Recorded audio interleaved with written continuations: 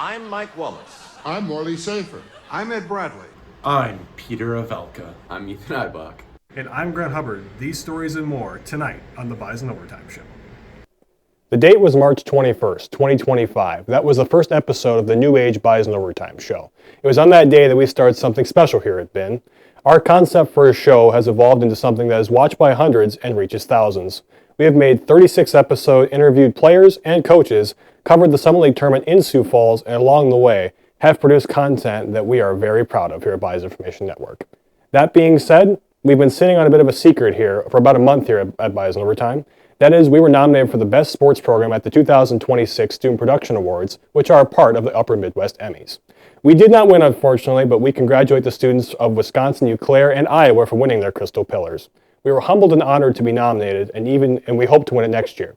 Even though we didn't win, I'd like to thank everyone here at BIN, our director, Cash Roman, our producer, Jack Higgins, for getting us on the air each week. You saw Charlotte Davignon and Hallie Opsel. They are our BIN news anchors who did our April Fool's intro 2 weeks ago for us.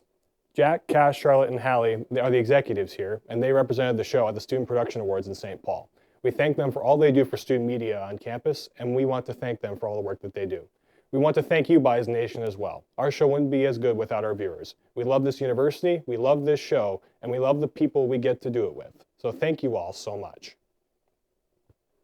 With all that being said, welcome to World Headquarters, aka our Fargo Studios. It's the Bison Overtime Show. I'm Grant Hubbard, Peter Avelka, Ethan Eibach alongside. Thanks for holding down the fort for me, fellas, when I was gone last week. But tonight's show is something we've been wanting to do for a long time, Ethan. The top 100 FCS players at North Dakota State University. Yeah, we've talked about doing this for a while now, and then especially now that the FBS move is official, we can start breaking down these FCS players. And yeah, it was fun to look back and research some of these old-time players. I kind of forgot some of them. Yeah, but first, major story breaking out of Fargo, and has nothing to do with NDSU, surprisingly. We're going to talk about Shanley basketball. Why Shanley basketball? Because they fired both boys basketball coach Stephen Weber and girls basketball coach Beth Maher. Why is all I can ask about here. If you're asking why we want to talk about this, okay. I played against Shanley as an offensive lineman. I've covered the EDC for 5 years. The basketball teams have called the EDC tournament the last 2 years. I mean, I called Beth Maher's team going to state the last 2 years. Big achievement for that program because they hadn't made state for a couple years leading up to that point. Peter played against Shanley at Davies for 4 years, and Ethan played against him in baseball. So Shanley has now fired or forced out 11 coaches since 2017 in volleyball and boys basketball, and both Weber and Maher were fired due to parent protest. That's not a good look, fellas. It's like every 3 years this is happening. That's not a good cycle here. Yeah, it's never good when parents are pushing coaches out, and it's something we see more of around the country, honestly, at every level, not just high school. And you know, we saw it at Fargo North too when I was there too. So it's not the first time I've seen this, and then obviously it's a private school. It's a lot to be said. Yeah, and it kind of sucks for a lot of the younger coaches now because they're going into a situation where, you know, it might only be a 2 or a 2 to 4 year gap where it's, hey, you have a down year, even though you have 3 successful years, you might be getting forced out. So, you know, living close to Shanley and competing against them, I knew that something was going to go on, but something of this magnitude, it kind of really shocks the soul, and I feel for those coaches and the assistants. Yeah, so I had a couple notes about this. That's when I got off my chest. So Stephen Weber being fired, you don't want anybody to get fired, but him being let go, I guess, is understandable. They haven't made the main bracket at the EDC tournament the last 2 years, which is pretty hard to do because there's only one play-in game. It's like the Summit League tournament, and they've lost the play-in game back-to-back years. So I haven't seen them at the Shack in the last 2 years on the boys' side. Stephen Weber's tenure, they were 9-31 in EDC play. They were 10-56 overall during his tenure. And the thing I want to add right there, it's not, you know, they cited lack of development of players. Well, the problem is if the players don't put in the work to get developed, and the players, you know, they struggle in the summer, it's not much. And the players just don't want to play basketball because growing up, we've all known that it's a baseball and football kind of that runs the school. Yep. And so it's kind of questionable because they're still young kids, but you just don't want to question their motives and everything. And my harsh take is, if your players aren't good enough, then that's the result you're going to get. Yeah, absolutely. Maher led the Deacons to back-to-back state appearances on the girls' side. This may be just an example of soft parents getting in the way, possibly. Speaking of that, Troy Matter, this is from, Dom said this on his show earlier this week, is that they nearly fired Troy Mattern as the head coach of the football program because his son Jax was playing over the backup quarterback Carson Busick. People in Busick's family, they wanted Mattern fired because Jax was playing. Jax is currently going to play quarterback at Concordia, so I think they made the right decision starting Jax over Carson Busick. So a group of parents, though, they went to the AD, Mark Holcraft, to get Busick to play.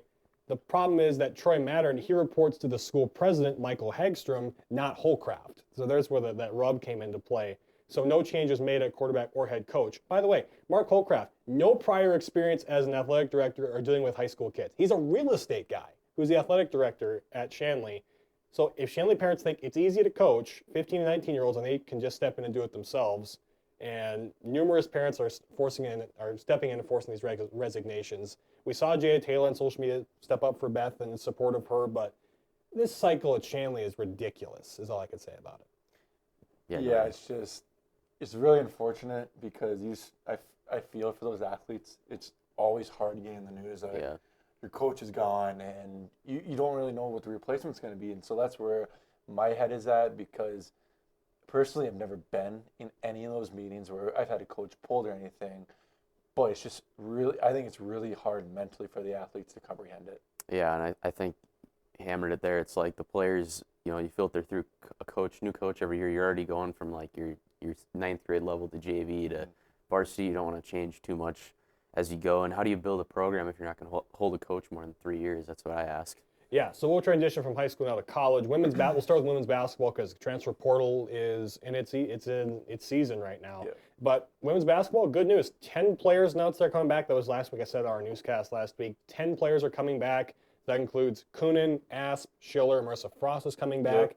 The majority of the roster is coming back. The major exception, Amelia Hobson, has entered the transfer portal. Don't really understand that one, why she's leaving. She was going to have a bigger role on this year's team, but all in all, Jory's team stays intact. Yeah, even with like Amelia out, they bring in I believe her name is Madeline Muniz, right? Yeah. And she is what Molly Lenz is, but on crack with shooting three-pointers. And the reason I say this is in 2026 alone, she shot 146 shots. Guys, she shot 119 three-pointers out of that.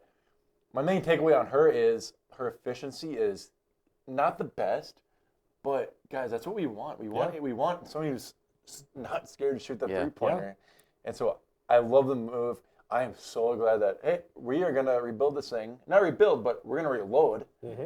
And as we were talking about in our meeting, they should be the Summit League favorite. Should be.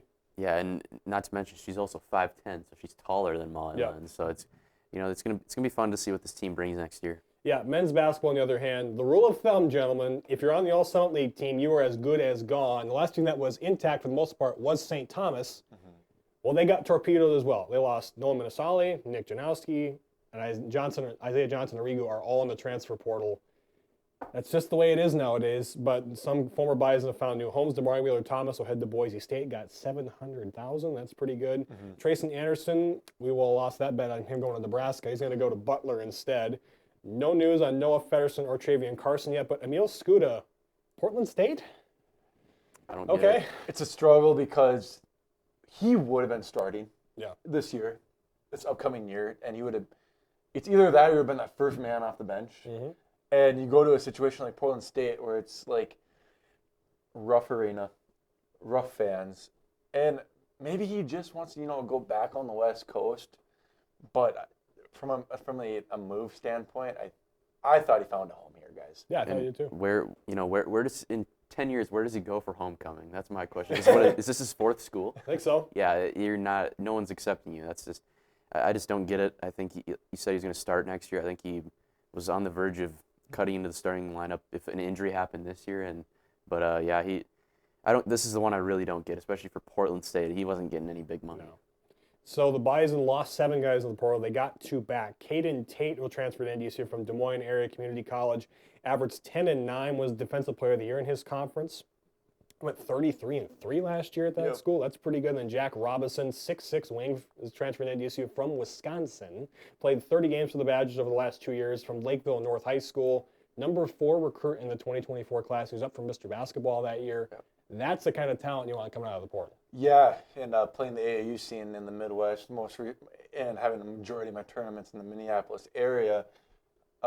Jack played for Howard Pulley, and that's the Nike affiliate of AAU. And it's their EYBL, and straight baller, man. Crafty left-hander, can shoot the mid-range, can shoot from outside, and I'm very curious to see it when basketball starts arriving. Because I think he's going to come off the bench right away. Probably, yeah. But between Carson Smith and him, it's going to be awesome to see a little bench debate. I'm really excited to see Caden Tate because the Des Moines area. I think the Bison. Who's the transfer this year they got from there? Travion Carson. Yeah, Yes. Travion Carson. That worked out pretty well. Worked out pretty well. I think this is somebody that's going to compete, and if he has another year, he'll get his bag in 2028. So Sure. that's just how it works. Okay, Bison football chatter, as we promised. We're going to hold off on the 100 players. We got to do some more transfer news. Tim's been talking about, got to get some more wide receivers. He found 2 of them, in fact. Arizona transfer Jeremiah Patterson, 5'10", 169 pounds, has 1 year of eligibility remaining. He played at San Mateo Junior College. Then he had offers from Kansas State, UNLV, and Arizona. He picked the Wildcats, played in all 12 games last year, had 26 catches for just under 200 yards and 2 touchdowns. He can return kicks and punts as well, so he may be able to give Jackson Williams a breather in that area. And then West Virginia transfer Jordan McCants, 5'11", 178 pounds. Played at Jacksonville State for 3 years, so redemption arc there in week 1. He did not play at West Virginia because he transferred with Rich Rodriguez from Jacksonville State to West Virginia. He played in 29 games for the Gamecocks, recording 16 catches for 146 yards. He's from Montgomery, Alabama, so his offers were Troy, South Alabama, and Marshall coming out after the Jacksonville State tenure before going to West Virginia. So you got 2 playmakers at wide receiver now. Yeah, and it's what they needed because we know Jackson Williams and Mekhi Collins are going to be the top 2 guys. We just don't know who's going to be behind them. Is it Isaiah St. Romain? Is it Logan Conklin? And maybe you're just building depth because injuries happen, and especially when you're going to be playing physical teams now in FBS football. My takeaway on this is I kind of touched on it. I really want to see how they use some of these athletes if they're going to just be depth pieces and all that nature. But I would love to see Patterson McCants in screen action, such as tunnel, flat, all of that nature. Because once you get these guys moving in space, they're hard to tackle, and we kind of saw that.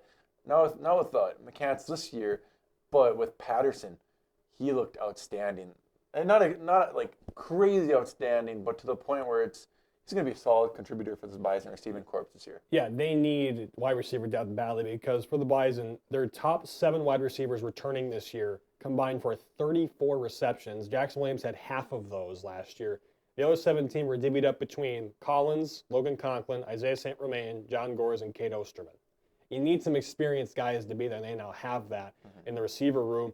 The Bison also added another 2027 commit, tight end Hunter Peterson from Watertown, South Dakota. Good to get a guy out of there. 6'3", 225.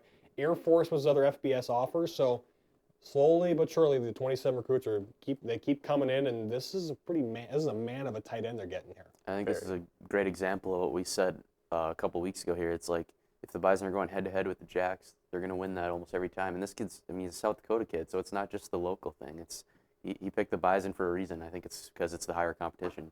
And he's coming into NDSU being only 225. Yeah. But I see the first year out of a college transition, him being 275 and just being an amazing blocking tight end for NDSU. Okay, now we're going to get to the reason why you all clicked on this video. The top 100 NDSU football players of the FCS era. Ethan, what was our criteria for this? Yeah, so it's kind of subjective. If you're a Trey Lance and you played 1 year, but it might have been the best single season we've ever seen, you're going to be high on the list, but there might be a 4-year guy that's above you. So it's basically just keep in mind longevity counts, but single season success counts as well. It's like you're comparing head-to-head on, do you think this guy had a better career or single season?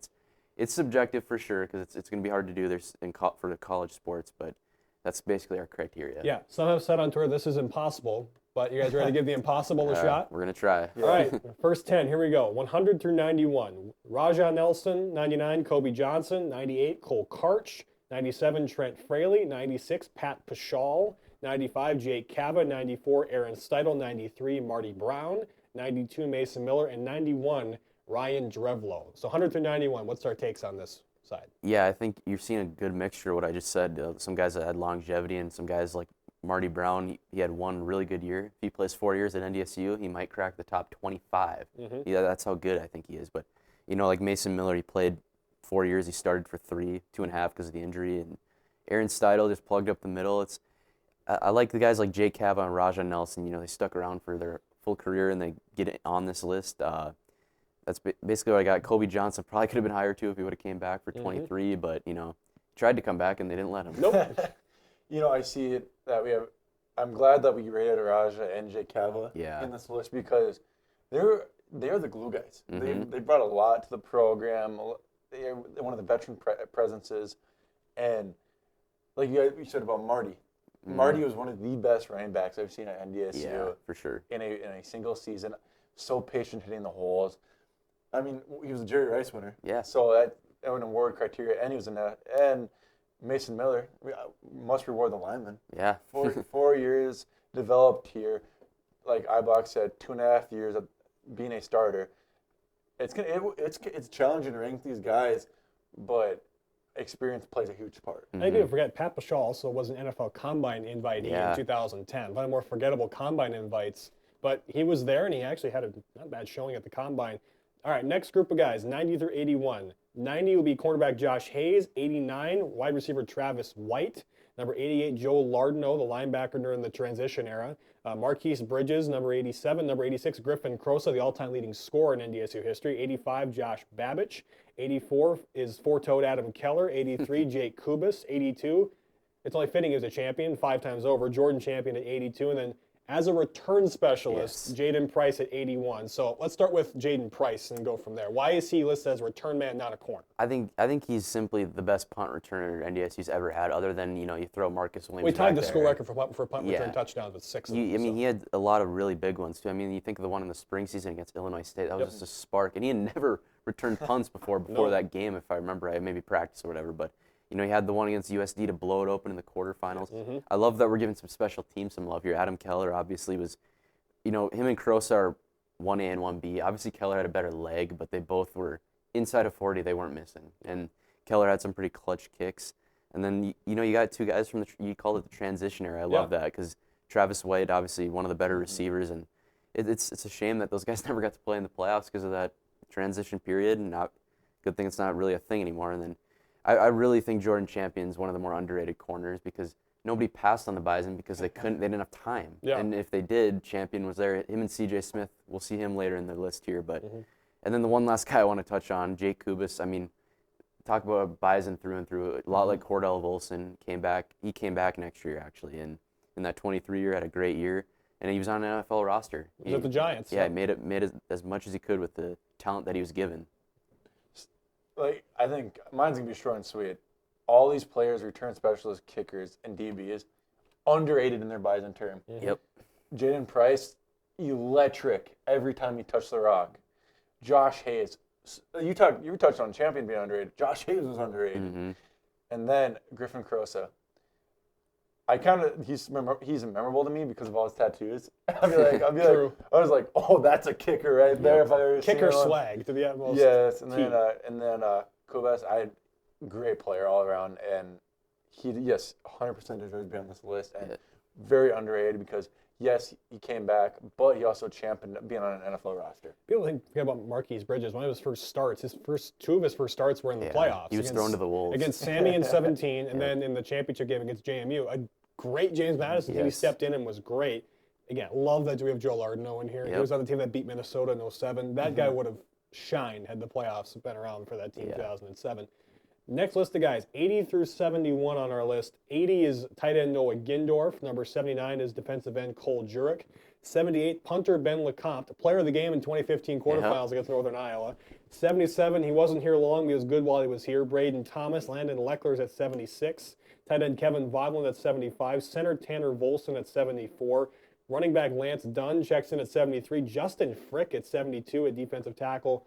the guy who was here what seemed like forever in 71 and safety, Dawson Weber. So 80 through 71, what do we think? Yeah, Dawson Weber, I think what's so memorable about him is that 22 playoff run. Obviously didn't end the way we wanted, but that incarnate word game, he was a unicorn. I mean, he had 2 of the biggest interceptions of the game. He had the 4th down stop when it was 16-0 and Incarnate Word was about to go up 23. That game's over if that happens. Mm-hmm. And then the tight end love in this part is what I love. Noah Gindorf, he's probably in the top 50 if he doesn't have the injuries. I mean, he kind of got screwed at the end of his career with injuries. He had the COVID year where it was shortened. He's one of the more dominant blocking tight ends they've ever had. And then Kevin Vaughton, and it's funny because he's one of the only 6-year guys other than Zach Brown pre-COVID era. Mm-hmm. And, I heard some stories about Carson Wentz calling him grandpa because he's a 6-year guy. But there's a lot of guys in here that longevity. Obviously, Ben LeCompte started 4 years, I believe, as a punter. And then Braden Thomas, I mean, if he's here for 4 years, we're talking about one of the better edge rushers NDSU's ever had. It's unfortunate he only had a year and a half because the spring year and then made the most of that 21 year. Mm-hmm.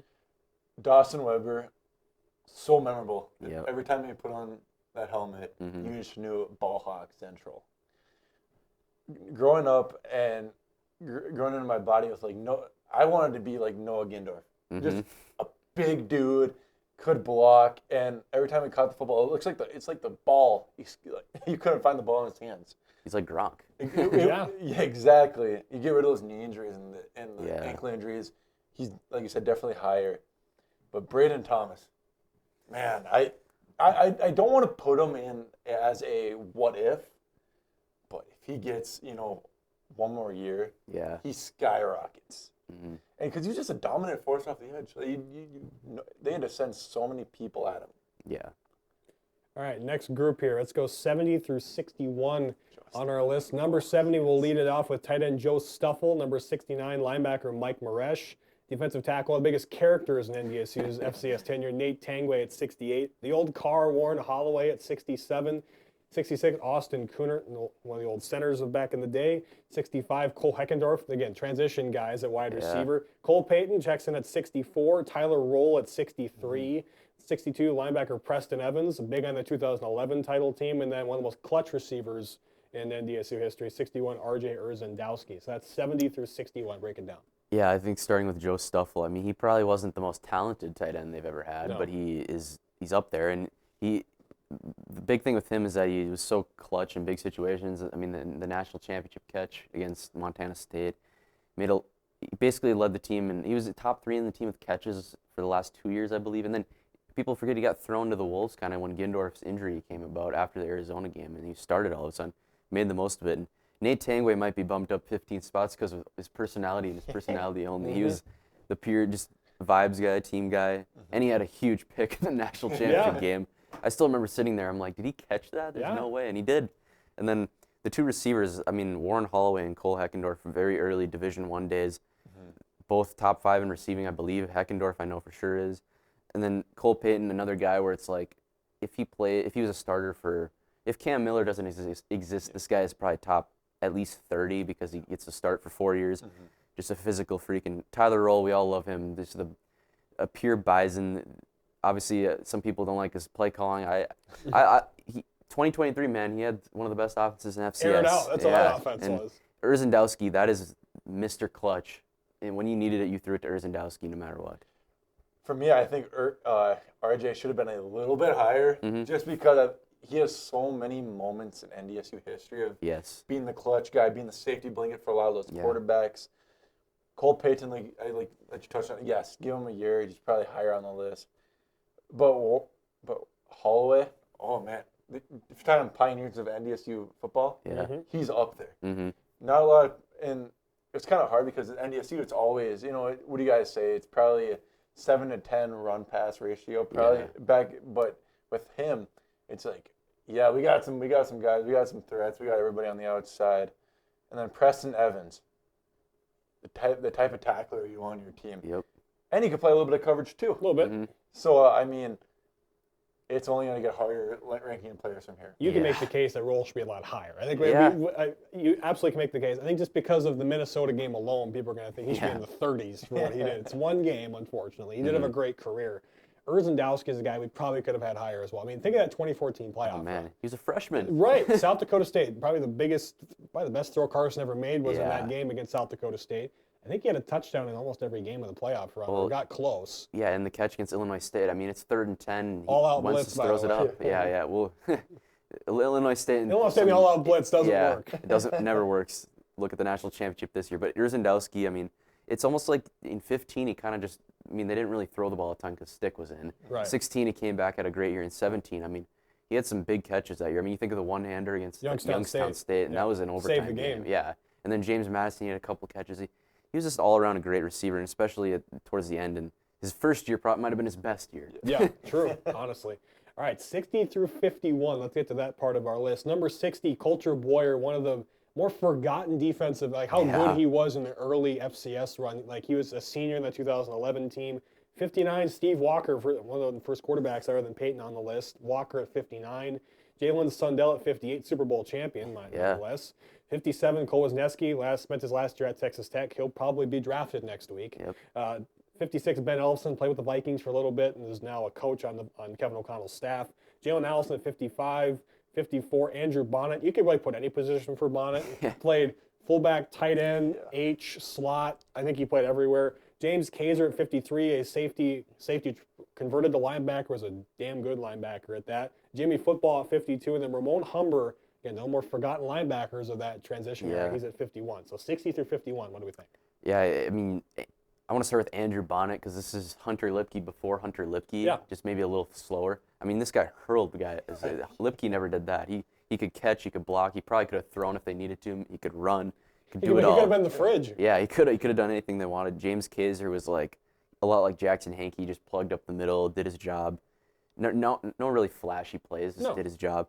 Jimmy Football, I mean, he came in here as a quarterback in his last 3 years, one of the best safeties to ever come out of there. And his last career play, a pick against Ben DiNucci. We still love Ben DiNucci to this day. And that's one of the more signature plays when you think of Bison football, especially in that late 2010s era. Steve Walker, I mean, he's always going to get lost in the shuffle. He just will because he didn't go to the NFL, and he was like the first guy of this run of great quarterbacks.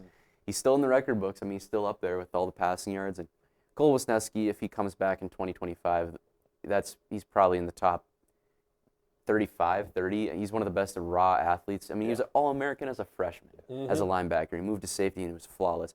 Ben Ellefson's one of my favorite guys because he's a Holly guy. He's very close to town. I'm pretty sure he grew up a Bison fan. He did the method that everyone needs to do now if you're not going to be a star in the NFL. You play 5 years, you get your money, and you get out before you get CTE. That's just how you got to do it. But that's what I got for these guys. Yeah, on your point about Ellison, he kind of embarks on what it's like to be an undersized tight end. Yeah. And doing the dirty work for being a tight end. Wisniewski, one of my favorite Bison players ever to watch, just because how athletic he was. He'd go from one side of the field all the way on, and say the offense was good running a pitch left. He started on the right side of the field and crash and ruin that play. Boyer, underrated DN.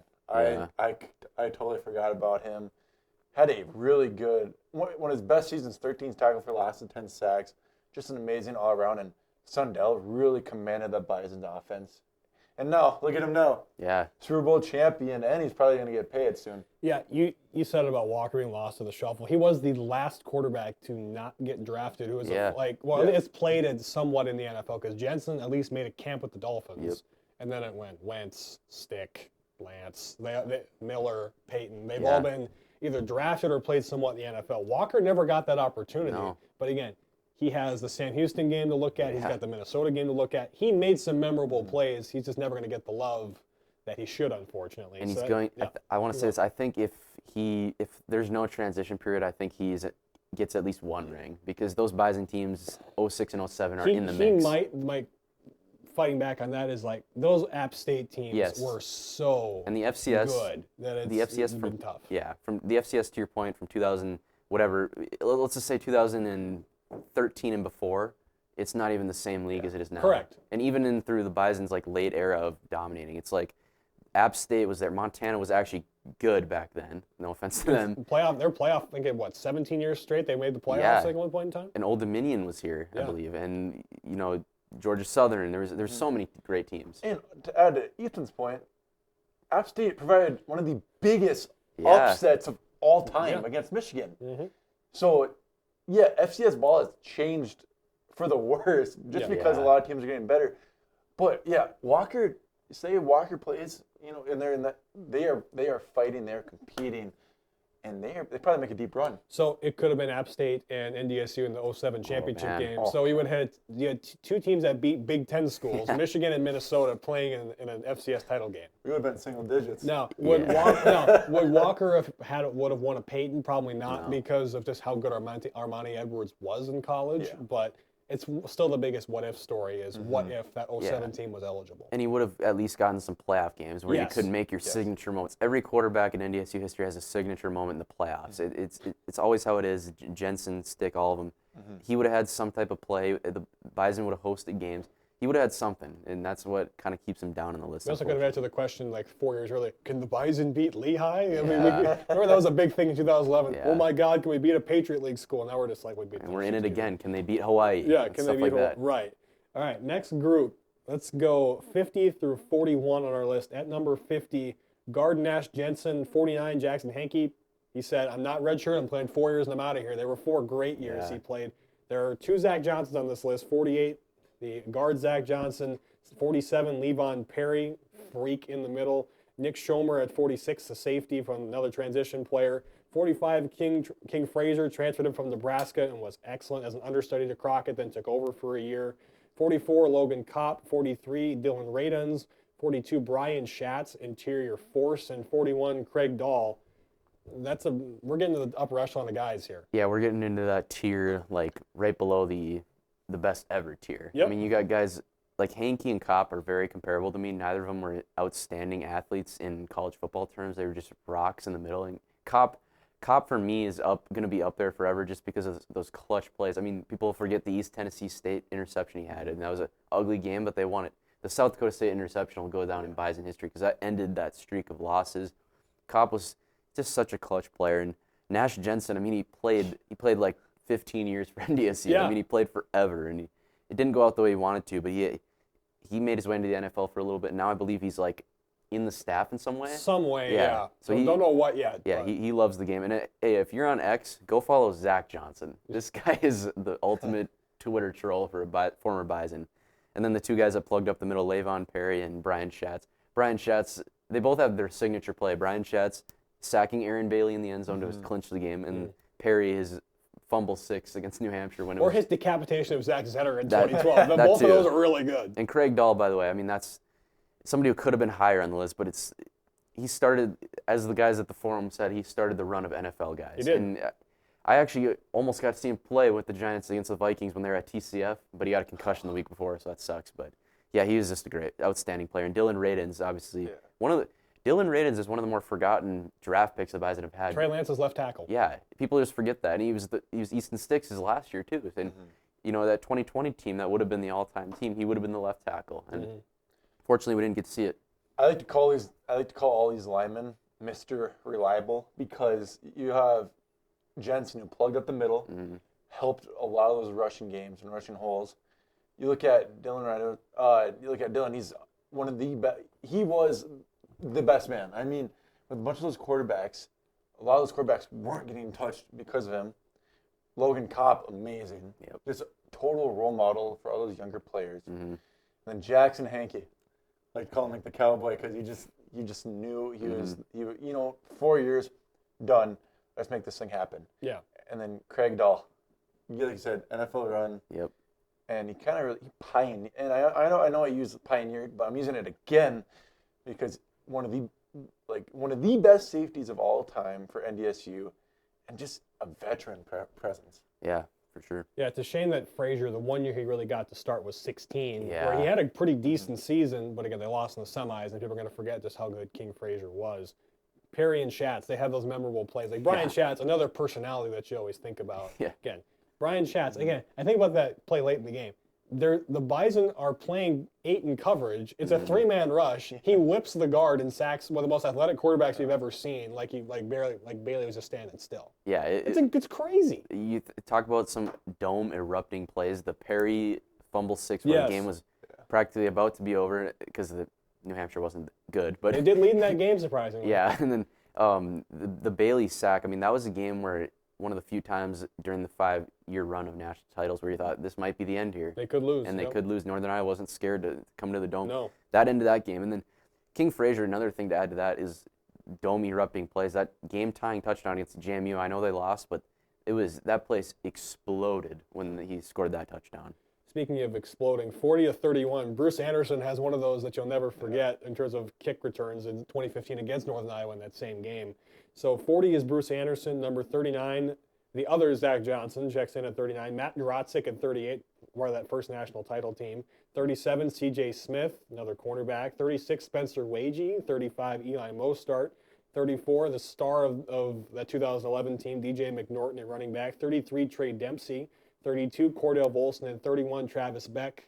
The most famous play of the 2011 season, the pick and the near pick 6. Yeah, Travis Beck is like, that play is like one of the first of the all-time plays because in the national championship game. And people forget he was just such a stud at linebacker those next 3 years too.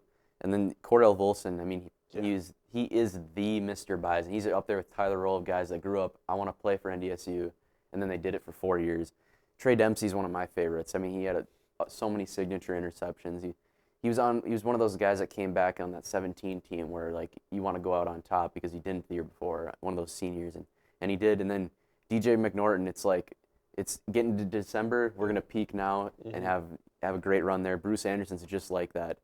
Eli Mostart, I mean, I think he is the best D tackle they've ever had. I mean, the signature play thing that I like to go on, people forget that Montana State game in 23, he had a tackle for loss like right away after Chambers had that long run, and they were trying to get in field goal range. They would have missed it anyway. Yeah, he would have. That day. And then Spencer Wagee, another guy who played for a long time, I always remember the Incarnate Word game. He had 2 sacks to end the half, and the place just erupted. I know there wasn't a lot of people there, but it was loud that day. But yeah, a lot of great players on this 40-31. Cordell Volson is one of the premier Bison O-linemen. Yeah. I mean, I felt like playing FM athletics and middle school ball that those coaches were like, see that guy every Saturday? Yeah. You want to play like him. Trey Dempsey, super unforgettable. He's in a realm of his own because he roamed the backfield so well. Spencer Wagee, one of my favorite Bison of all time. Yeah. Coming Off the edge, had a great long arm, and Mr. Reliable, and then C.J. Smith defended close to the most pass defended deflections ever in Bison history. Yeah. And then Bruce Anderson, I loved when the Dome would erupt every touchdown for Bruce Anderson because you would just hear "Brew," you know what I mean, of all that nature. And Kickoff against Northern Iowa. Yeah. Exactly. And then Eli Mostert defended the middle like a crazy man. And he won a lot of his one-on-ones for being undersized as a D tackle. So I agree with your take. Yeah, ESPN cameras always knew where Bruce Anderson's parents were. My father in Grotzik, he graduated in 2010, right before the 11 season. But one of the more forgotten guys because he was in the playoffs in 2010, didn't get a title out of it. C.J. Smith, how did anybody pass on that 2013 team? I don't know. Well, you got Smith on one side. Oh yeah, there's Marcus Williams over here. Yeah, that's a tough one. Who was the quarterback for that 13 New Hampshire? Sean Goldrich, I think was his name. Boy. Good luck throwing against that defense. Travis Beck, we beat that to death. I mean, Beck, it's a shame he tore his Achilles in 14, or he would have had an even better senior season. McNorton, I mean, the Bison beat Montana State 42-17. They did it by running the hell out of him. What was Jose Moa, 2-9 for 11 yards over his stat line was that day? And then Bruce Anderson, one of the more legendary Bison running backs. I mean, it's a shame he didn't play hardly in that 2017 championship game, or 18. I mean, the championship games, he didn't play a ton. No. 17, he scored the first touchdown. Didn't hear a lot of him the rest of the game. And 18, he got hurt in the Jackrabbit game and hardly played in the title fight. So he didn't perform as much as he would like to in the postseason, but his regular season and postseason stats before the title games were pretty impressive. Let's go 30-21 on our list. 30, talk about forgotten. Kyle Steffes is definitely on that list at number 30. So one of the more forgotten running backs. Nobody will ever forget Christian Watson, his 4.3 speed, as Don will call him, the Tampa Tornado. At 28, Sam Ojuria, the current running backs coach on staff. 27, Darius Shepard, Easton Stick security blanket in 2018. 26, you're going to get some flack from him. Christian Dudzik, you work with Dudsy. So Dudzik's in at 26. 25, Michael Tutsi. That's a great pick he used with his daughter. 24, Trey Lance. Again, if he played another year or two, he'd be way higher on this list. Same with Carson. Trey played a year in a game. Carson played 2 years. Yeah. Grant Olson at 22. 29 tackles against Wofford, and he tore his ACL in 13 and came back during the season for the championship game. Probably not the best idea to play on a torn ACL with that was field conditions against Towson, but he did anyway. And 21, Cam Miller, rocky start to his career, but beat Gronowski twice to cement his status in our top 25. Yeah, I think Christian Watson's clearly the best athlete of a receiver they've ever had. He probably is a top 10 athlete overall. I mean, he's a physical freak.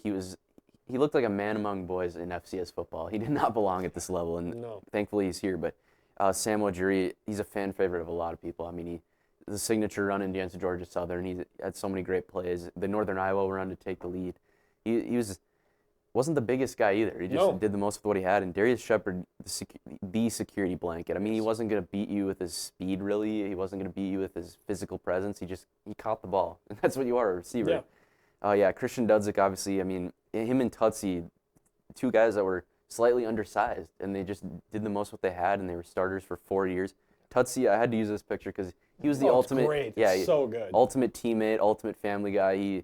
And then in the post-game presser, favorite moment after they lost to the Jacks, he's like, I wouldn't trade it for anything, and those are the kind of guys you need. I mean, he didn't have to stay for 6 years. Yeah. And then Trey Lance and Carson Wentz, we might get some heat for this, but you guys got to realize, yes, they were both top 3 picks. Wentz basically started a year and a half, and Trey started 1 year. If these guys are 4-year starters, these might be in the top 5. They might be the top 2. Yeah. Trey Lance for sure. I mean, we may never see a year like that again. Grant Olson, he's a fan favorite, and he will continue to be as he's on the staff. He's one of the more, I mean, you couldn't get past him. And then Cam Miller, I'm probably a Cam defender since day one. He might be my favorite quarterback just because, I mean, he took a lot of heat, even in the year they won the national title game. I mean, he was a game manager. In 22, maybe didn't make the improvements he needed to, and then he has 2 of some of the best years we've seen. Last year, or 24, they don't win. Cole Payton, great player. If they swaps roles, I don't think they win the national title. No. I think Cam Miller was that good and that reliable. You know, you guys know I'm stat junkie. You're kidding. Kyle Steffes, he had 800 rushes. Yeah, that's ridiculous. That's crazy. That is he plays one more year, he probably reaches 1,000. Like that is crazy. But the bulk of the list I kind of want to touch on is Christian Watson is top 10 best, like you said, athlete, but 6'5", 4'3". Yeah. And yes, he didn't catch a lot of footballs, but when he caught the footballs, gone. They were gone. He was gone. I think he had over 18 yards per reception. Darius Shepard, one of the best route runners in NDSU history. It's really hard to rank the quarterbacks because Trey Lance, you guys said, stays 2 years. He jumps top 10. Oh my God. Carson Wentz kind of got the ball rolling with his draft selection, but there were some concerns. But then Cam Miller, what he had to go through. I mean, starting halfway through the year, you win the national championship. Now there's all this way to being like, okay, can you do this for a full season? Can you do all this? Can you do it? He more than proved it. I believe he had 129 total touchdowns in his NDSU career and less than 40 turnovers. Yeah. That's a 3-to-1 touchdown to interception ratio. And not a lot of quarterbacks in the FCS have that. Mm-hmm. Yeah, I think with Kyle Steffes, he averaged nearly 5 yards a carry. Yes. That's stupid is how good that is. Christian Watson, he's likely not at NDSU if the NIL and portal had really opened up. He might be going to FSU or University of Florida. He would not be in green and gold much longer. Ojuri was such a great player. And I think about Shepard too, just the ultimate team guy and really exploded his senior. 2017, touchdown that happened right in front of me against Jamie. Only touchdown reception of the season was in that game on a 50-yard flag route.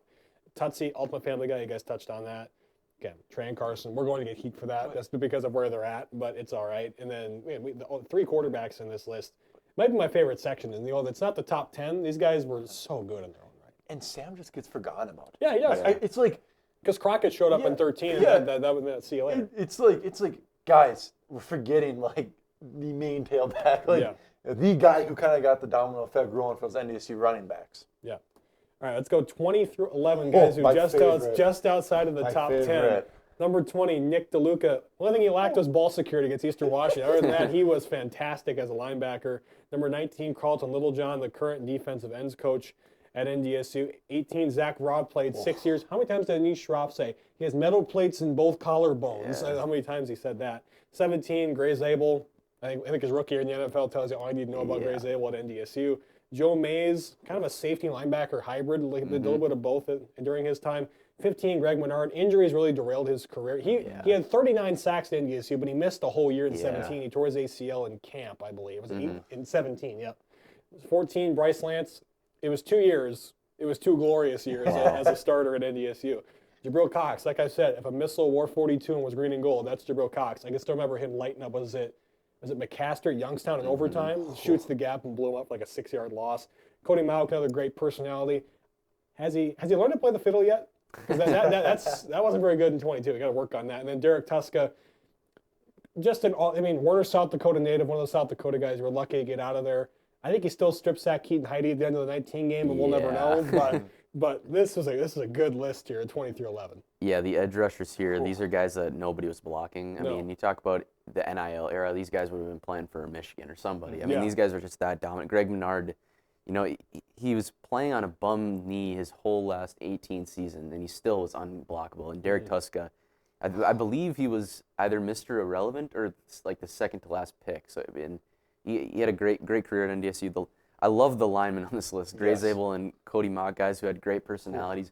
Cody Mauck will forever be famous for the hair. Yeah. Gray Zabel, I think he might be a hot take, one of the most successful NFL players NDSU ever produces, along with Christian Watson. There's probably an all-pro selection in his future. Yeah, he's going to get paid.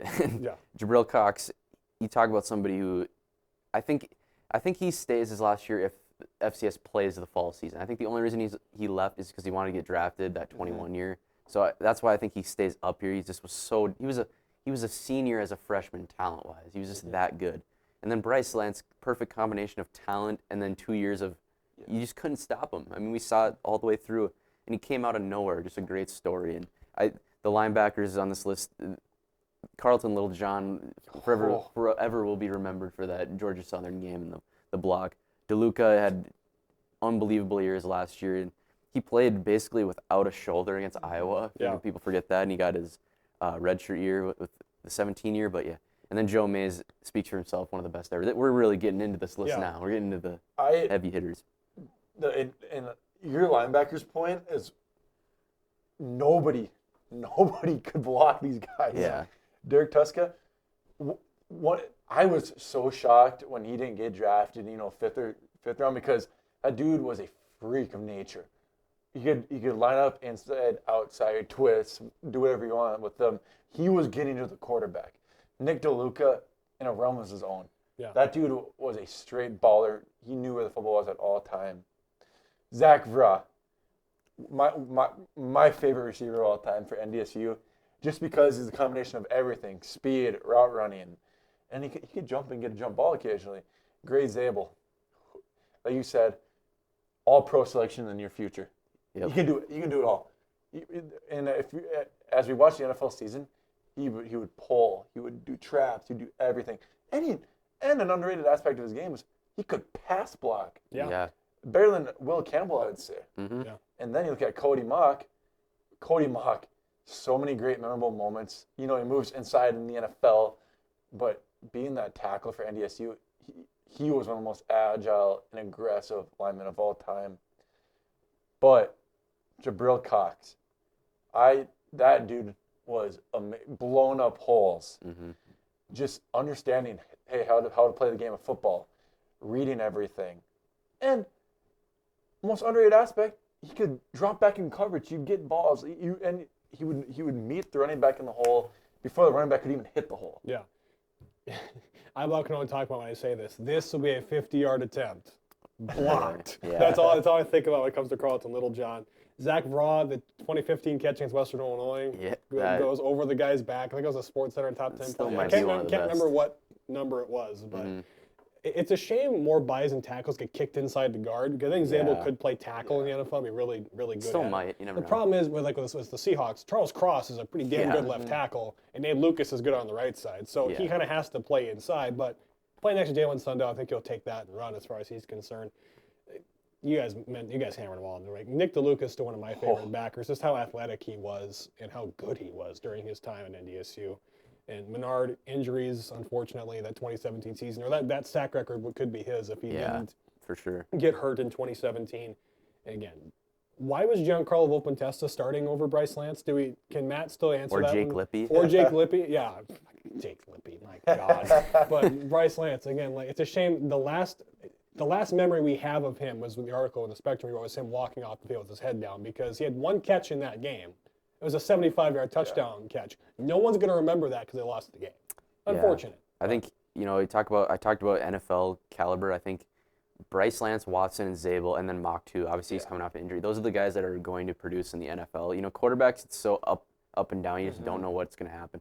But I think these linemen and receivers that NDSU produces, I think they're going to have great careers. I think Lance is going to have a good career in the NFL. I think Lance, either going from outside to inside, he worked on running so much in the summers that, yes, he is very speedy, but his route running could break your ankles. Let's just say that. Okay, top 10 time. Yep. So what people really want to see. Number 10 on the list, Robbie Grimsley, the safety. What a great player. He started as a true freshman that year, won 3 national championships, all-conference 3 times, newcomer during that 2015 season. He started 54 games, It's ridiculous. over 300 tackles, second in interceptions. Yeah, one of the better, probably up there, the best safeties the Bison have ever seen. He always had the game-sealing pick. I mean, he had the game-sealing pick against South Dakota State. Well, the game was over In in 18, the semifinal, yeah, but right. he had a lot of those. He had 2 against Eastern Washington and Gage Gubrud. I think the one that's going to get forgotten is when it was 17-17 against JMU. He had a pick, and that might be, other than Georgia Southern, the loudest the Dome has ever been. And then not only was he all-conference 4 times, 3 of those times first team. And he did not look like he was ready to go in 15 right away against Montana when they couldn't stop anything, couldn't stop a nosebleed, and then all of a sudden he became a newcomer. But this is one of my favorite players. I mean, he's 4-year starter in that peak of the dynasty, and where the safety position's always been so good. I think this, rightfully so, is one of the best in the top 10. 305 tackles. Yeah. 11.5 tackles for loss and 17 interceptions. Dude had a nose for the football. Plus, you count all the rings and all the Missouri Valley Football Conference first teams. You can't. There is no denying him of being top 10 on this list. It was kind of hard to rank him.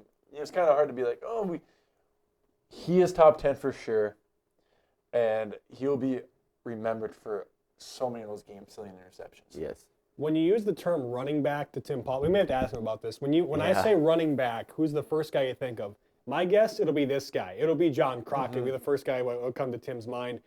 This was the prototypical Bison running back during the 2010s. 4 national championships. Only started 17 games because Ojuri was around for the bulk of that. Over 4,000 rushing yards during his tenure. And as Ethan put in here, his best season, 2014, just under 2,000 rushing yards and 21 rushing touchdowns. And he won the game against Coastal Carolina in 2014 with that stretch handoff basically to seal the game. Yeah, so many signature plays. I love to go through those signature moments that you have. And, that Illinois State game, he almost had the touchdown that Wentz overthrew on that game-winning drive, too. So that would have been an all-time moment, too. But, yeah, I mean, one of the rare running backs where he got all the carries, where there wasn't a rotation. It was him. We saw a little bit of that this year with Barica and a little bit with Marty, but there was still a rotation. Nobody was getting carries with John Crockett unless it was a blowout. And I don't think we're ever going to see a running back like this that stays for 4 years again.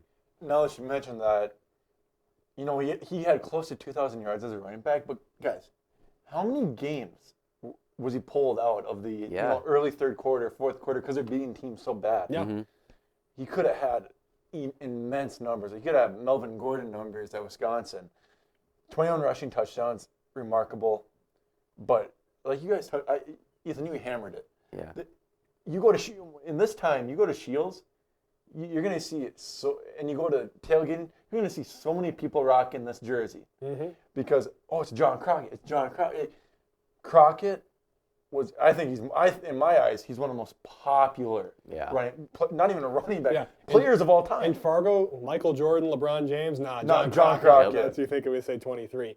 Number 8, the majestic beast himself, one of my favorite players, Hunter Lipke. It's a shame injuries derailed his 22 season, but 3 FCS championships. I don't think what's on here. Let's see. Single-handedly beat James Madison. Okay, that's on here somewhere. He was a finalist for the Peyton in 2022, the championship game MVP in 21. Only started 21 games. And as we saw with Madden, he would save Lipke till like the third quarter. And then he'd finally play him, and then he'd start to get going. I'm going to disagree with how Matt used Hunter in the back end of his career, but still, great player nonetheless. You guys know I'm a baseball guy. This was the Mariano Rivera. He was the closer. Yeah. That UND game, like you said, we could have started using him a little bit in the Alaris in 21, maybe in the first quarter, not the fourth, but he closed the game out. And then 21 season is going to be the most memorable. Is that JMU game? We'll never forget. He basically did single-handedly beat JMU, and Montana State, speaks for himself, won the game MVP. My favorite part about Lipke is that in the JMU post-game presser, Cam Miller goes, I think you could put him at any spot and he would do exceptionally well, any position on the field. And I think that's right. He could play defense. He could play quarterback probably. It's just how good he was. He had the hands of a receiver, had the legs of a running back, and he could block like a tackle. Yeah, true. And this is my favorite player of all time. If we ever did a list like that, Hunter Lipke is number 1 on this list. It's funny you mention that because they dropped one of the best shirts of all time. Yes. The dab. Bought it right away. The knee dab. I bought it right Ethan away. and I are proud owners of the majestic beast. Yep. But my core moment of watching Lipke, because he is in my top 5 of favorite NDSU players, was that championship game against Montana State. Yeah. Him getting all those first downs, because the field was terrible. Mm-hmm. It was a watery, every first down, all the linemen slide. Oh, that poor free safety in the end zone. Oh. It was one of the best. I think I don't label him as I don't label him as a fullback. I label him as a football player. A football player, exactly. There's like athlete, flex, football player. That's Hunter Lipke. Yeah, and the bottom line is, he's healthy the 22 season. Yeah. He's a lot higher on this list. Mm-hmm. And you ask any NFL fan about, hey, can you name off some fullbacks for me? Yeah, they'll name off like the popular ones, but when they list off Lipke, that dude's a ball knower. Yes. So for number 8, remarkable spot. All right, number 7, highest ranked safety we have. It's Colton Heagle in our top 10 at number 7. Again, tore his ACL in 2012, I want to say, or it could have been a longer career for Colton Heagle. 4 national championships, 50 starts in his career, over 300 tackles. Best season in 2014, just a shade under 199 tackles, 3 TFLs, 3 interceptions that year. I think he has the same, the Coastal game, he had the interception to win the game on Alex Ross. Yeah, best safety we've ever seen in terms of just the production that they had. Yeah, funny story. The 15 quarterfinal game when he was an alum at that point, we were sitting up kind of by the press box, and he's sitting behind us. And, that we're obviously struggling, the Bison are struggling to tackle Aaron Bailey. Yeah. And a fan turns to him and he goes, Colton, we got to get you down there in uniform, because he probably still could have played to that point. But this guy dealt with a ton of injuries, and he played through a lot. And, the safety duo of him and Dudzik back in the day, I mean, Dudzik was kind of the coverage guy, and then Heagle was the guy that nobody was getting past. You don't remember, other than Trey Roberson running free. That was Dudzik's fault. But other than that, you never remember seeing a long touchdown run on this team. And Colton Heagle is. I'm kidding, Christian, by the way, because you watch. I think the stats just represent how well of a tackler this man was. Mm-hmm. First single season solo tackles with 59. That is more than some linebackers on the NDSU team this year. 4-time FCS national champion. That's something you can't say a lot with all these players. Yep.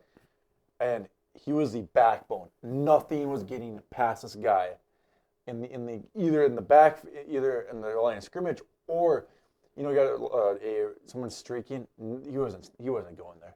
Just an honorable spot and amazing player. All right, we got 2 quarterbacks that probably haven't been said yet. Yep. I think the 2. Number 6 is Brock Jensen. We're going with Brock at number 6. 44-3 as a starting quarterback. 13-1 in the playoffs. Obviously won the 3 national championships. Won the MVP twice of the championship game. all conference in 2013. And can you believe he was splitting snaps with Jose Moeller his freshman year? Yeah, what a joke. But so Brock is at number 6. Yeah, Brock Jensen is He's a god in our minds. He's also the guy you think of when you think of Bison football. I mean, did he have an NFL career? Was he the most athletic he did in quarterback? Canada. He had a bit of a Canadian career. Yeah, he wasn't the guy that went to on to the NFL like Carson Wentz. But when you think of Bison football, you think of Brock Jensen. You think of the legendary plays. The fourth and Frisco, run up the middle, run a guy over into the end zone. And I think something that people forget. If he starts the whole 2010 season or even half of it, he has the wins record over Easton Stick and Mark Gronowski, who has an asterisk next to it because he played next year. But anyway, he's on top 3 in almost every passing category. There's just not enough you can say about Brock Jensen and his impact. He's the guy who started all this. Mine's gonna be short and simple. He was the bowling ball that got everything going. Yep. He pushed the ball. He pushed the ball down the hill. This was Brock Jensen. Yeah, we're going to roll short on time, so try to go through his top 5 a little faster. Number 5, we have Joe Haig, left tackle, and during Carson's teams, 11 to 15, won 5 national titles. Was in the Senior Bowl in 16, was drafted by the Colts in 2016, damn near caught a touchdown in the Super Bowl against Kansas City. So he could have said, I caught a touchdown I played for Carson Wentz, and I also almost caught a touchdown from Tom Brady. That's pretty good. So, go ahead. Yeah, watching that, I'm like, is that Haig? Did I to it? And then he dropped it. Caught I'm like, a touchdown dang pass in the But Super Bowl. I labeled him here on this graphic as offensive line because I believe he played at least 3 different spots on the O-line. I believe he played left tackle at one point, right tackle, and right guard. He could play anywhere. He's a lot like what Gray Zabel was for the recent teams, but he's the best lineman the Bison have ever had. Yeah. Yes, I'm going to keep it short and simple. 60 starts, and he is I think this is a spitting image of a Bison lineman. Yeah. And, you rack up all these awards and everything. That doesn't matter to him because what matters to him is team success, and that's why he got invited to the Senior Bowl, and that's why he has 5 FCS national championships. When you say defensive end at NDSU, there's one guy, and you've heard his voice the last 5 years with NDSU broadcasts on television. It's my guy, Kyle Emanuel. I've had a chance to sit next to Kyle for the last couple of years. What a guy he is. The 2014 Buck Buchanan Award winner, drafted by the then San Diego Chargers. Just know how old Kyle Emanuel is. Just kidding, Kyle. 5th-round pick by the then San Diego Chargers. He's now calling the games on WDAY, or he was anyway. TV contract, we'll see. But first and only Buck Buchanan Award winner that the Bison have ever had. Borderline the best defensive player the Bison have ever had. Yeah, he had the equivalent of the 19 Lance season in defensive terms in 14. And the difference was he played for 4 years. Nobody could block this guy. He played in the NFL. He played against Tom Brady, I think, in one of his last years in the playoffs, actually, with the Chargers. But there's just not enough there's just not enough you can say about this guy. This is what 4 years at one school gets you. If you do all the things right, you're the it factor. Being drafted to the NFL team, but 58 tackles for losses, and close to 36 career sacks, and it's not even that. He's either 1 or 2 in most defensive categories for NDSU, and plus he's a really good color commentator too.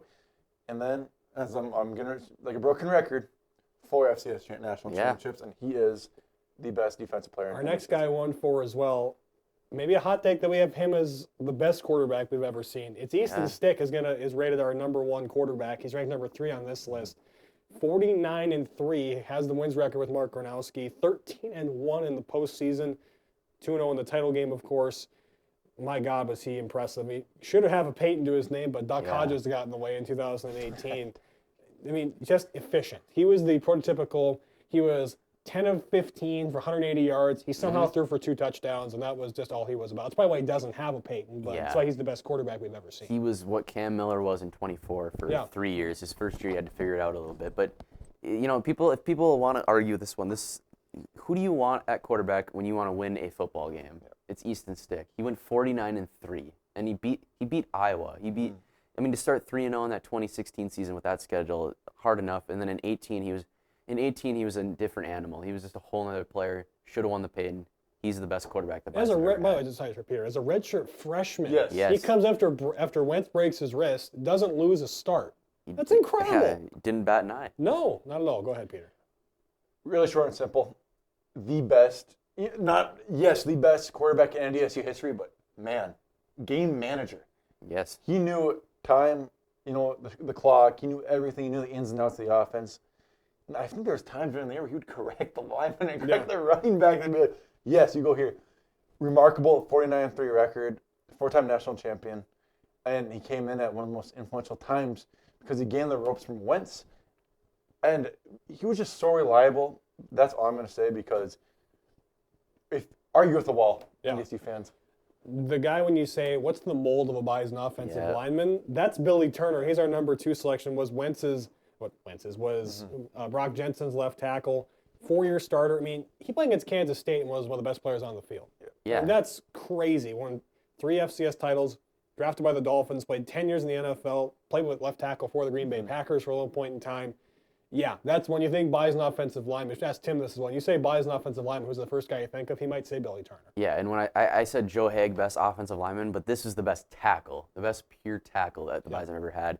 I mean, he started as a true freshman. That doesn't happen in the offensive line. That's because Tim Brewster screwed up. Yeah. That happened there. But Ryan Babbitt has the chance to be like this when you talk about guys that started as a freshman. And he had the longest probably career and most success in the NFL so far, and kind of started the offensive line run for these guys that got drafted.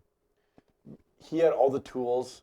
I mean, I like what you said about he is the best tackle. He is the mold of a tackle. 6'5", 315.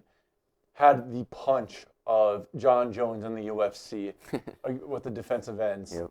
And I think the most important thing about this is the left tackle was amazing.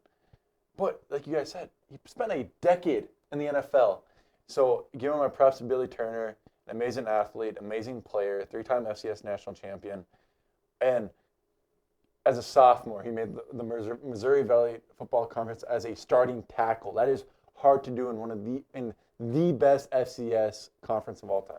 All right, the number 1 player from the FCS era at North Dakota State, the best player is Marcus Williams. He is our number 1 selection. Yep. When you say shutdown cornerback, if like Revis Island was the NFL, then there's Marcus Williams. You weren't going by Marcus Williams. Unless your name is Zach Walker for one play against Georgia Southern in 2012. Other than that, nobody got by, or Tyler Lockett. But those are two of the outliers. He was the best player on the field at times for NDSU. Defensive Player of the Year in 2012, 54 starts, played 5 years in the NFL with the Jets and the Texans. Just when he was on the field, he was the best player on the field, offense or defense. Yeah, 71% of the world is covered in water. I think the other 29% is covered by Marcus Williams. And I think Marcus Williams could have played receiver, honestly, with that speed. And he had the hands of a receiver. He could tackle well, which people kind of overlook. A couple pick sixes too. Yeah. A couple kickoff returns. He did everything. Yeah, he did it all. And he's the GOAT. It's just I think he is the best overall player they've ever had. And I believe he intercepted both Russell Wilson and Tom Brady in his career. I think there's another name I'm missing, but just started for 4 years. He had a pick 6 in the Eastern Washington game in 2010 as a freshman. There's not enough you can say about Marcus Williams. He led the NFL for interceptions for a season, and that's quite remarkable to say. My one thing on him is, if he was allowed to play offense, he could have been Travis Hunter. He would have been Travis Hunter for Travis Hunter. Yeah. My comparison for him is Jabril Peppers from Michigan. Because Jabril Peppers would do everything for Michigan during that year. Marcus Williams could have done anything for this NDSU team.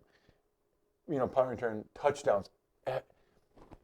He deserves all the flowers in the world. I'm glad he's back on NDSU's football staff, teaching all the young cornerbacks all the great skills that he adapted to. And man, I look at all his accolades, and that is super hard to achieve for a tackle, including his best season, where even though he wouldn't get thrown at much, he still had 7 interceptions and 22 pass deflections. Yeah. Again, Tim Brewster, what were you doing? Recruiting back. He's from Hopkins High School in Minneapolis, and you're like, nah, we're good. Yeah. What are we doing? But yeah, so those are our top 100. If we had room for one more player, we have a laundry list of guys we could have. If you had to pick one more player, the first honorable mention we have was Barika Penu. He was at 101 for us. If you had to go somebody other than Barika, who are you going with? I feel like we could go with someone recent. There's a lot of guys, but I think I would go with Barika because he had the best, one of the better single seasons that we've seen. A lot of his touchdowns are 1 yard, but he still bulk of the carries, did a lot. It's It's hard to say because there's not really a quarterback we left off or anything like that. But yeah, I'd say I go with Barica. For me, this might seem a little biased. Grant's going to know the name. I think Truman Wermeyer. Oh, I like it. Because I know a lot of people, I think the job he did and what he stepped into, staying and playing fullback to his potential, graduating with a master's, like, there's not a lot that he did everything that coach asked him, going through coaching changes, catching the ball, blocking, and obviously he didn't run much, but he did a lot of the dirty work. And guys, guess we got invited to the Hulu Bowl. Hulu Bowl with Gruden. With Gruden, so I think that he would be in my honorable mentions. Pretty cool, man. Trying to do my best, John Gruden. That didn't work. That swing and a miss on that. I fully admit that. So I would just say there are a couple: Jackson Dudenheffer and Cody Heisman. Yeah. Heisman is definitely the one that if he stays. If Heisman is here, I remember was it earlier this year? You and I were sitting, like, because you may have been doing camera and we were sitting on the baseline. We're like, is that Cody Heisman sitting in like the 5th row? Like, I think if the NIL was right, he would have been here. Yep. It's unfortunate that's the way things are today, but because Heisman was unblockable at parts when he was here. So those are our top 100. We'll probably post this later as well, so you can debate, dissect, do whatever you want with it. But real quick, hot takes, right and wrong. We're running out of time. So what do we get right and wrong? I don't think we actually had any. Yeah, nothing came off the board, so we're just we can go right into your hot takes. Okay, all right. I was scolded for my takes apparently last couple of weeks. I'm just gonna leave them, and I'm just gonna say this: I'm 7 for my last 10. So if you don't like it, you don't like it. So here are my 5: offensive lineman versus Jack State. We Ryan Babbitts, Nate Tosted, Griffin Empey, Josh Magan, and Kane Anene will be the starting 5. I'll go through them all, then you guys can dissect them. Colt Payton will be a top 100 pick. This one, I feel, because I think Bryce will be a top 100. He's been 2nd, 3rd round projection. We know Bryce will likely be top 100. Cole is teetering in that late, maybe 4th, 5th round, so he's going to be close if he's top 100. Number 3, I hope to God this is accurate because it should be. The only quarterback we've taken in the 1st round is Fernando Mendoza. That's the only quarterback who's worth a 1st round grade. Ty Simpson is not good enough to be a 1st round caliber draft pick. He's not. I think his only top 30 visit was with Arizona.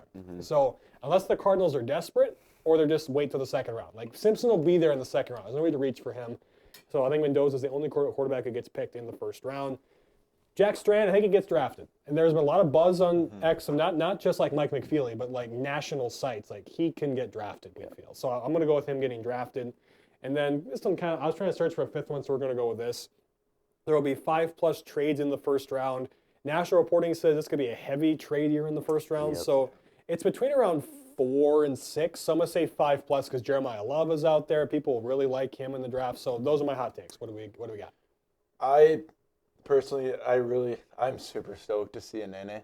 Yeah. Because unfortunately, I haven't made it to a lot of the practices, but he is huge. Yeah. Tallstead is also huge. He's going to be. I'll probably have some of my predictions. He'll probably be Abrams or he'll probably be a Mountain West selection. Cole Payton, yes, I've seen a lot of mock drafts dabble in like the 3rd round, the 4th round. I could definitely see that happening.